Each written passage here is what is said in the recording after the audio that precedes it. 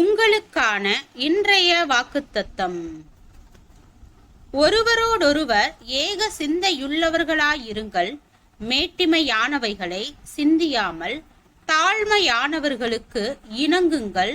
உங்களையே புத்திமான்கள் என்று எண்ணாதிருங்கள். ஒருவனுக்கும் தீமைக்கு தீமை செய்யாதிருங்கள். எல்லா மனுஷருக்கு முன்பாகவும் யோக்கியமானவைகளை செய்ய நாடுங்கள். கூடுமானால் உங்களால் ஆன மட்டும் எல்லா மனுஷரோடும் சமாதானமாயிருங்கள்.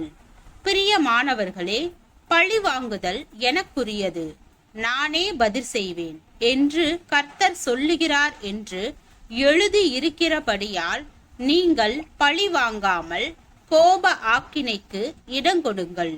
அன்றியும் உன் சத்துரு பசியாயிருந்தால் அவனுக்கு போஜனம் கொடு. அவன் தாகமாயிருந்தால் அவனுக்கு பானங்கொடு. நீ இப்படி செய்வதினால் அக்னி தழலை அவன் தலையின் மேல் குவிப்பாய். நீ தீமையினாலே வெல்லப்படாமல் தீமையை நன்மையினாலே வெல்லு. ரோமர் 12வது அதிகாரம் வசனம் 16 முதல் 21 வரை.